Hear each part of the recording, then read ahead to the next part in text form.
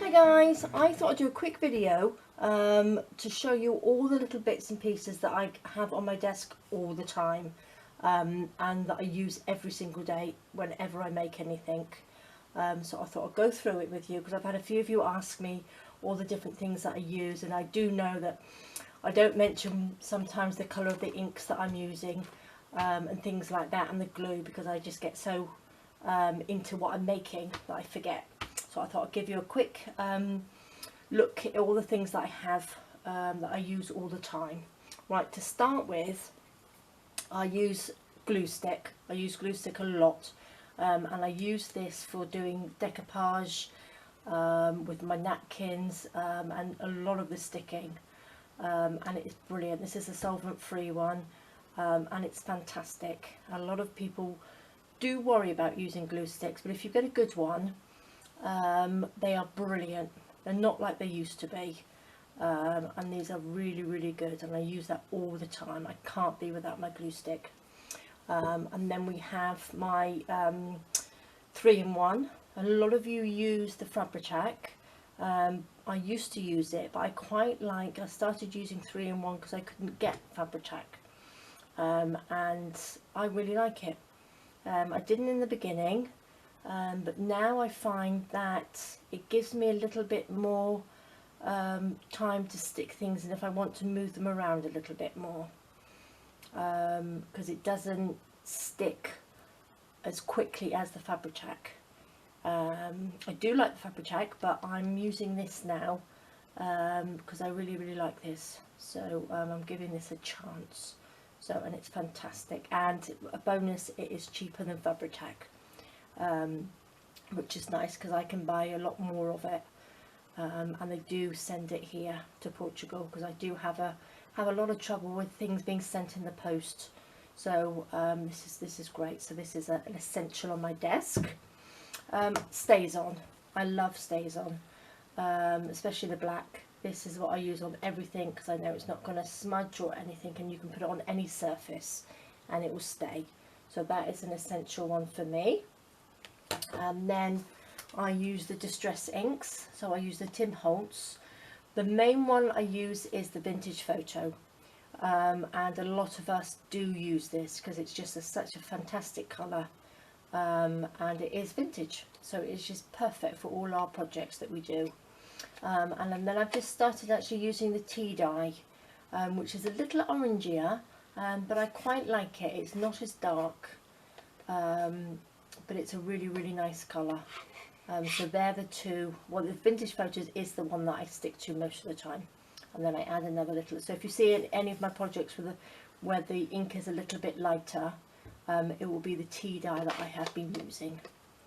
And then I've just got my little bending tool, which is looking a bit manky at the moment, but it's fantastic. So that's really good. I know a lot of you use the makeup sponges, so when I run out of these little bits that I pop on here, I'll probably start using those as well.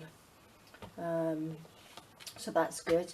And I have these two silicone stamps, which are my go-to stamps because they're fantastic for backgrounds, because you've got like a collagey effect of all the different texts and everything in here. It's fantastic as a background stamp.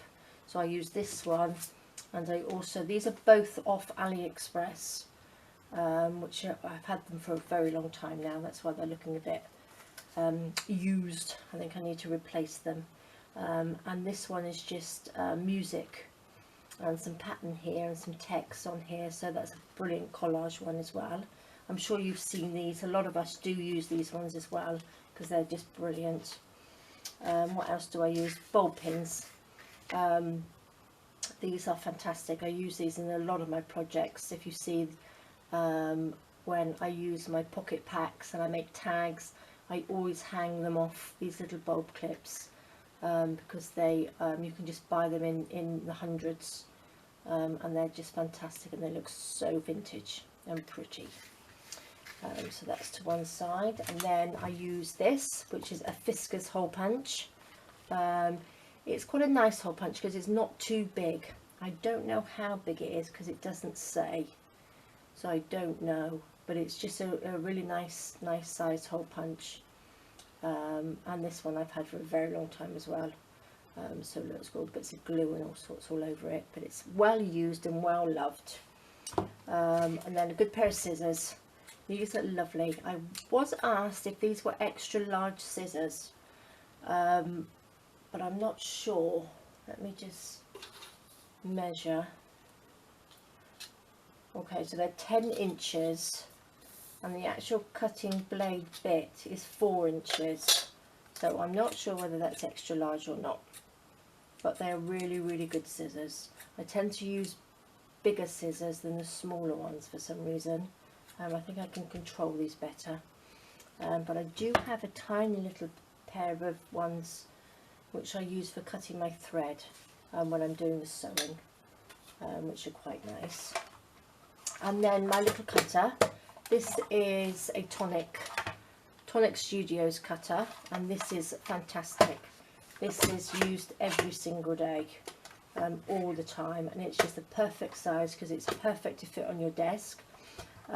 It's 4 inches by 6 inches cutting space, which is ideal for doing anything journal wise, any tags and little journaling cards, and chopping it up, and it's brilliant. Love it, love it, love it. So I would never be without this one, so that's really good. And of course, tea stain paper. I have loads and loads every minute. If I've got time and it's sunny outside and not too much wind, I will be making paper or staining it with tea. Sometimes I use coffee in with the tea if I want this darker look to it.